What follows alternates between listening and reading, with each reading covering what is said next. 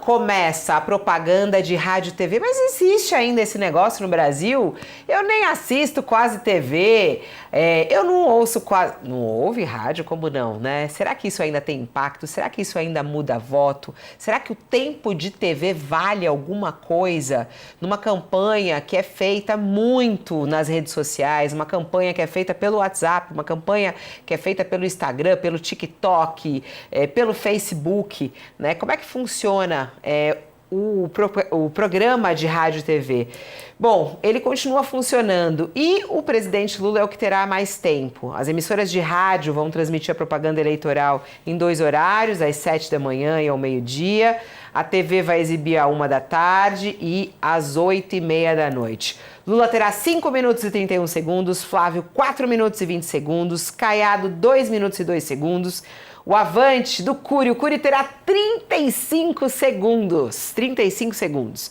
Os demais candidatos não terão tempo, que é o caso do Zema e o Renan Santos, do Missão. Josias, você assiste, né, a propaganda de rádio e TV? Isso faz algum efeito ainda? Eu assisto por dever de ofício, né, Fabiola? A gente tem que analisar do ponto de vista jornalístico, mas mesmo quem não quer acaba assistindo à propaganda eleitoral, porque há esses horários a que você fez referência, são 2 grandes blocos, né? Pela manhã e à noite, no rádio e na televisão, serão 12 minutos e 30 segundos de programa. Os candidatos à presidência da República exibirão em 3 dias da semana as suas mensagens. Candidatos a governo estadual, a Câmara dos Deputados, terão lá também o seu espaço.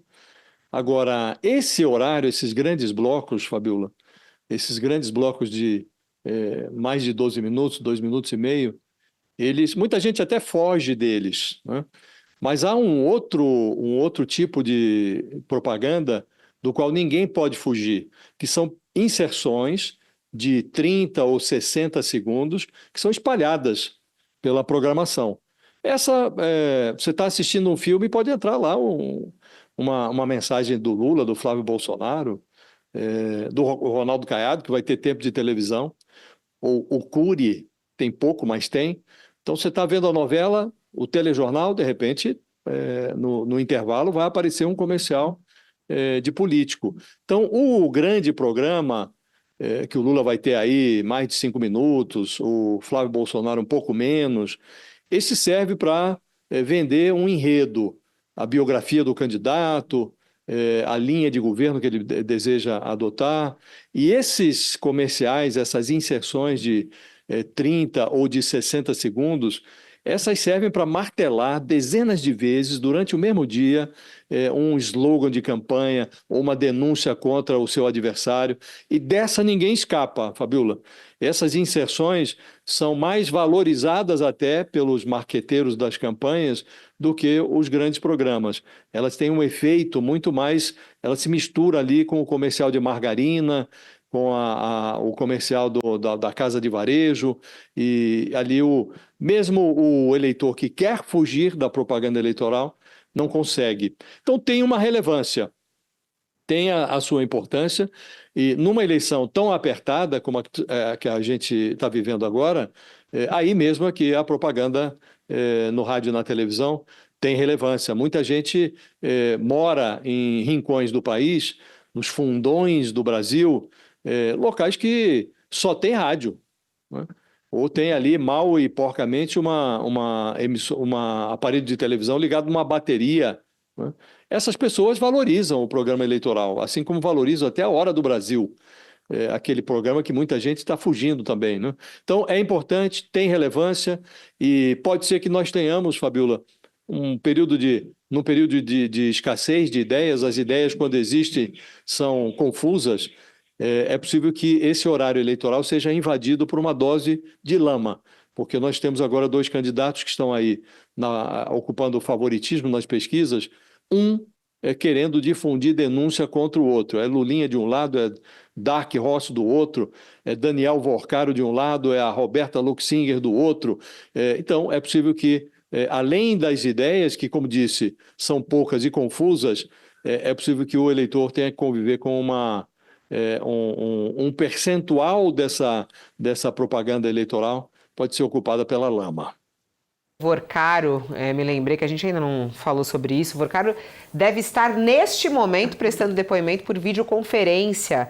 Esse é um dos assuntos também dessa quinta-feira. Daniel Vorcaro prestando depoimento hoje na Polícia Federal por videoconferência por conta daqueles funcionários lá do Banco Central, né? Aquele caso lá do Banco Central, de que os 2 funcionários servidores que foram afastados do Banco Central, o depoimento tem o objetivo de falar sobre isso, né? A defesa chegou a pedir o adiamento da oitiva, mas a Polícia Federal manteve o depoimento. Os advogados quiseram adiar, mas não foi possível. Esse depoimento está acontecendo no âmbito do inquérito que investiga o ex-chefe de Departamento da Supervisão do Banco Central, Belini Santana, e do ex-diretor de fiscalização, Paulo Sérgio Souza.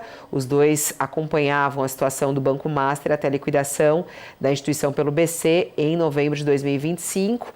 A PF afirmou ter identificado indícios de que os 2 receberam dinheiro de Vorcaro e mantinham conversas nas quais defenderiam interesses do banco. Bom, depois a gente até comenta sobre isso, a gente ver se a gente consegue mais informações.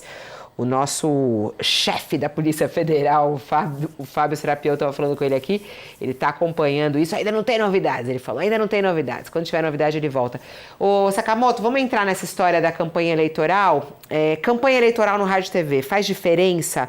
Lula, por ter mais tempo, tem vantagem? O que o Lula vai mostrar na TV para o povo brasileiro? O que o Flávio Bolsonaro vai mostrar na TV para o povo brasileiro? Em tese tem vantagem, os partidos estavam brigando por isso, inclusive, Flávio e Bolsonaro estavam brigando, se bem que as alianças, a briga era muito maior para garantir palanques, principalmente de deputado estadual, prefeito, vereador, juntando aqui, juntando ali, tentando deixar o pessoal neutro do centrão para não se aliar, menos pelo tempo de TV e mais pelo tempo de palanque local.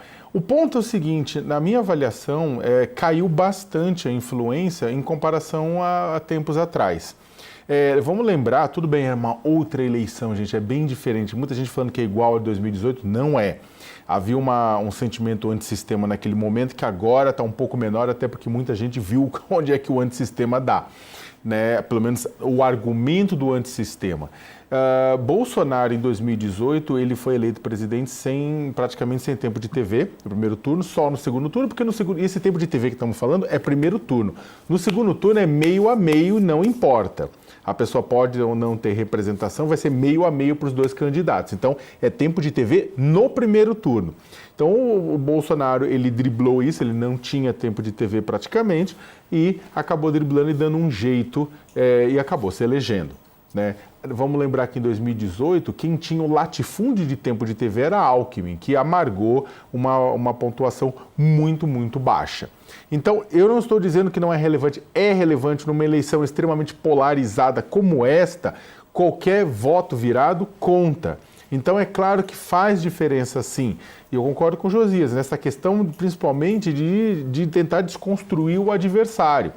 Pautando aqui e ali, tentando não deixar desaparecer, porque vai ser chumbo trocado. Então, um está acusando de um lado, o outro vai acusar do outro e vai ser chumbo trocado na TV. Pelo menos para tentar anular a acusação do outro. Então, sim, faz diferença. Agora, na minha avaliação, o horário eleitoral hoje é a timeline das redes sociais e o scroll dos aplicativos de mensagens, como WhatsApp, Telegram, Signal, entre outros. O horário eleitoral está muito mais lá do que em qualquer outro lugar. Na minha avaliação, é claro que você tem uma parcela da população que não está na internet, que não tem acesso à rede, isso não tem dúvida nenhuma, e para essa parcela, a TV e a internet continua sendo muito importante. Agora, eu desconfio, inclusive, que essa parcela sem TV e sem internet é um público, inclusive, majoritariamente eleitor do Lula. É um público com uma renda mais baixa, em locais mais vulneráveis. Historicamente, é uma renda, inclusive, é um grupo mais voltado ao Lula. Só que você tem, de forma crescente, uma quantidade de gente que se informa política através de redes sociais e através de aplicativos de mensagens. E há um verdadeiro horário eleitoral lá dentro. Não é que lá não tem regras, tem que ter regras, tem que ter um monte de coisa, mas é muito mais fácil dar o gato e fazer sacanagem nas redes sociais, em aplicativos de mensagem, do que no rádio e na TV que está todo mundo olhando, né? Então, Fabiola, é isso. É importante, mas a importância é bem menor do que no passado. Eu acho que Tem um até detalhe, pra... Fabiola, muito rapidinho, só para lembrar, o Sakamoto disse com razão que 2018 teve circunstâncias diferentes, né? O Bolsonaro não tinha tempo de TV, ele foi para as redes sociais, mas depois ele ocupou 100% dos espaços sem sair da cama do hospital. Depois foi esfaqueado lá em Juiz de Fora, ele virou protagonista de todos os noticiários de rádio e de televisão e disseminou-se a impressão segundo a qual o Bolsonaro se elegeu em boa medida por conta do fator tentativa de homicídio. Quando tentaram matá-lo em Juiz de Fora, deram a ele uma plataforma ali, uma plataforma eleitoral que nenhum outro candidato teve. Isso teve influência no resultado e, como disse, sem horário de televisão, ele passou a protagonizar todos os espaços no rádio e na televisão. Ele, sem sair da cama do hospital, fez campanha. Bem lembrado, Josias. Ó, eu acho que quando era só tempo de rádio e TV, quando a campanha era só ali, era muito mais fácil para o meio jurídico, né? Para a justiça eleitoral. A gente recebe, a partir de agora aqui no nosso All News, o nosso advogado que está conosco aqui ao vivo para falar sobre esse assunto, para falar justamente sobre a campanha eleitoral, o professor Alexandre Rolo conosco, que é advogado especialista na área de direito eleitoral. Era fácil demais quando era só rádio e TV, não é não? Professor, seja bem-vindo ao nosso All News. Bom dia, Fabiola. Bom dia. Estar com você, falando aqui com você e com seus espectadores. Porque agora essa história de rede social, o que pode, o que não pode, as pessoas falam assim, mas será que eles vão usar IA na rádio e TV? O que pode, o que não pode ser utilizado na televisão? O que muda em relação às redes sociais? Como é que o senhor está vendo a campanha eleitoral deste ano? Fabíola, você tem razão quando você diz que no passado era muito mais fácil. Para você ter uma ideia, eu comecei a estagiar com direito eleitoral em 1989. Então, foi meu primeiro ano de faculdade de Direito e naquela época não tinha internet, naquela época não existiam redes sociais. O que existia era justamente o chamado horário eleitoral gratuito, que de gratuito tem muito pouco, porque, na verdade, quando a gente fala em horário eleitoral gratuito no rádio e na televisão, é gratuito para candidatos, partidos e coligações, mas não é gratuito esse horário para a sociedade brasileira, porque a sociedade brasileira paga essa conta através de compensações fiscais que são dadas às emissoras de rádio e de televisão que cedem esse espaço. Mas você me pergunta, então, o que pode, o que não pode em relação a redes sociais, eventualmente a questão do uso da inteligência artificial, e eu te respondo não costumo fazer isso, mas eu te respondo fazendo uma crítica ao TSE. E a crítica que eu faço é que já passou da hora do TSE balizar as condutas, por exemplo, em redes sociais e, por exemplo, no uso de inteligência artificial para os candidatos, partidos e coligações. Nós temos uma situação que foi verificada lá atrás, todo mundo repercutiu, todo mundo sabe disso, que é aquela convenção lá atrás do Bolsonaro, do Flávio Bolsonaro, onde ele usou um avatar do pai dele, houve aí uma representação por, talvez, aí uso indevido de inteligência artificial, e até agora o TSE não disse se é possível, se não é possível, e a gente fica numa situação, eu que sou advogado, fico numa situação totalmente complicada, porque se me pergunta o candidato a presidente se ele pode, por exemplo, usar um avatar do bem, no exemplo que eu estou dando aqui, o que eu chamo de avatar do bem é um candidato à presidência, por exemplo, ao invés de gravar 27 propagandas para 27 governadores em 27 unidades da federação, o candidato poderia perguntar: posso autorizar os candidatos a governador que usem o meu avatar para dizer que eu apoio aquele candidato a governador?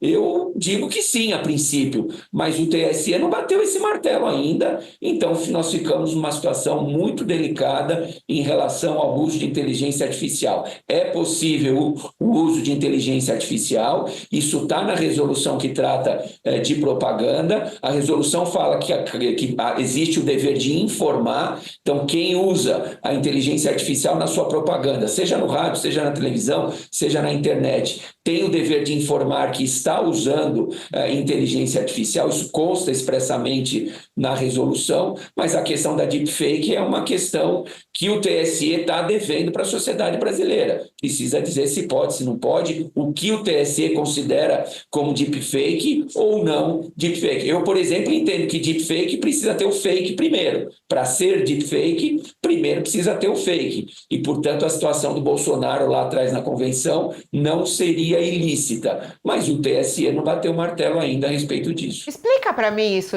mais claro, professor. O deepfake, para ser deepfake, tem que ter o fake. Dá um exemplo.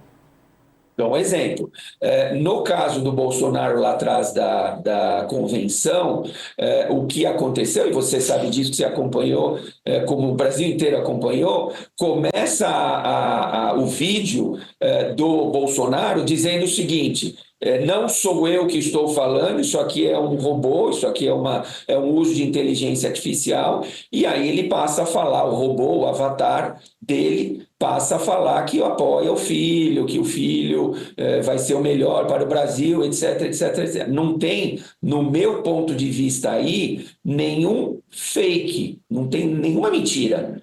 Tudo que está ali falou que era inteligência artificial, um avatar do pai dando apoio para o filho, então essa é uma situação. Outra situação diferente, e aí nós teríamos sim deepfake, e até um precedente do TSE, que o TSE examinou essa situação concreta, é um candidato, por exemplo, usar um avatar do Cristiano Ronaldo, usar um avatar do Messi, usar um avatar da Taylor Swift, usar um avatar do Donald Trump, pedindo voto para ele candidato. Aí nós temos um fake, porque o Donald Trump não está pedindo voto para mim. Muito didático, muito importante isso, professor Rollo, porque é isso. Então, por exemplo, na sua análise, o que foi utilizado na campanha lá do Flávio estava liberado, não teria nenhum problema. Entendo que não tem nenhum problema, mas quem tem que dizer isso é o TSE. O TSE está com uma representação para julgar e não julgou. Tem uma resolução do TSE, doutor Rollo, o senhor tem razão, que ali é o que a defesa da campanha do Bolsonaro está dizendo, né? Olha, presumivelmente o pai apoia o filho, ali não tinha nenhuma mensagem falseada, mas há uma resolução do TSE que diz que considera como deepfake proibida na campanha eleitoral o uso de imagem produzida por inteligência artificial de pessoa viva ou morta com mensagem produzida para beneficiar ou prejudicar um candidato. Nesse aspecto, se essa resolução ficar de pé, a menos que o TSE a modifique, aí o vídeo do Bolsonaro seria proibido, né? Josias, primeiro eu quero te dar bom dia, quero dizer que sou seu fã. Que você sempre vem com ponderações inteligentes, e eu respondo essa sua ponderação da seguinte forma: você está mencionando, Josias, o artigo 9C, parágrafo 1º, e no 9C, parágrafo 1º é exatamente o que você falou, proíbe o uso de vídeo, áudio, vídeo fabricado, feito por inteligência artificial, ok, para beneficiar ou para prejudicar, isso está no parágrafo 1º. Ok? O que diz o caput do artigo 9C? O caput do artigo 9C fala em notícia falsa ou descontextualizada. Qual é a interpretação que eu faço? Eu preciso, para interpretar o parágrafo 1º, que é o que você mencionou, eu preciso partir do caput do artigo 9C e não interpretar o parágrafo 1º de forma isolada. Mas você tem razão naquilo que você está falando, e muitos juristas têm feito essa interpretação. Eles pegam o parágrafo primeiro e dizem, parágrafo primeiro proíbe deepfake, seja do bem, seja do mal, seja para prejudicar ou seja para beneficiar e, portanto, não pode. A minha interpretação é um pouco diferente, no sentido, como você disse, na linha da defesa do próprio Flávio Bolsonaro na representação, e eu prego o sentido de que para ser deepfake precisa primeiro ter o fake, e nesse caso não A tem. outra coisa, doutor Rolo, em relação ao Bolsonaro é que há uma diferença, né? Porque ele está condenado por tentativa de golpe e, como condenado, ele está proibido de fazer manifestações políticas. Está em prisão domiciliar, está proibido de fazer manifestações políticas. Aí, supondo que prevaleça o seu entendimento, ali não tem nenhuma mensagem falsa e, portanto, aquele vídeo seria permitido. Aí ele não incorreria num outro problema, que é a violação de medida cautelar, porque aí vai a campanha alegar, não, mas aqui nós é que fizemos, sem o conhecimento dele. Aí, na prática, você vai estar liberando a manifestação de um preso que tem, por razões cautelares, o seu poder de manifestação cerceado. Mas, Josias, na verdade, não é ele que está falando, é o Avatar, né? Então, o Avatar não tem direitos políticos, e muito menos direitos políticos suspensos. Quem tem direito político suspenso é o Jair Bolsonaro. É uma discussão, eu não estou dizendo o contrário. E veja, eu vou falar de novo, quem dá a palavra final aqui não sou eu. Quem dá a palavra final sobre essa discussão é o TSE, já passou da hora do TSE dar essa palavra final. Qual é a interpretação que o TSE faz dessa situação? E digo mais, a gente não pode ficar preso, Josias, se me permite, a questão do Bolsonaro, do Flávio Bolsonaro. A gente tem que pensar fora do Bolsonaro, a gente tem que pensar, vou falar do Lula, já que a gente está falando do Bolsonaro, vamos falar do Lula. Qual é o problema do Lula emprestar aqui, entre aspas, o avatar dele para 27 candidatos a governador de 27 unidades da federação, usando o avatar para dizer, o Lula me apoia, tá aqui, o avatar dele vai falar. E aí aparece o avatar do Lula apoiando aquele determinado candidato a governador do PT do Espírito Santo, do PT de Goiás, do PT do Amazonas. Precisa o Lula gravar 27 vídeos ou ele pode usar o avatar do bem para apoiar os candidatos a governador do PT, por exemplo? Fica a dúvida. Agora, o uso da inteligência artificial no geral, a gente falou aqui sobre deepfake, que o senhor falou, né? Agora, em relação ao uso da inteligência artificial, por exemplo, aqueles vídeos que a gente já viu o Flávio Bolsonaro colocar, né? Ele num avião com o pai e tudo mais, a inteligência artificial tá liberada? Eu tenho perguntado isso aos candidatos e é muito curioso, porque a maioria tem dito que é contra o uso de inteligência artificial, né? No entanto, é possível hoje em dia frear o uso da inteligência artificial? Ela está em todos os lugares e de várias formas, né? O que o senhor acha que pode e o que não pode de uso de inteligência artificial nas eleições? O Tribunal Superior Eleitoral também ainda não deixou muito claro isso, ou na sua opinião já está claro? Então, Fabíola, aí nós vamos para o artigo, a gente acabou de falar do artigo 9C da resolução de propaganda, agora a gente vai falar do artigo 9B. E no artigo 9B da resolução de propaganda está autorizado expressamente, por exemplo, o uso de avatar.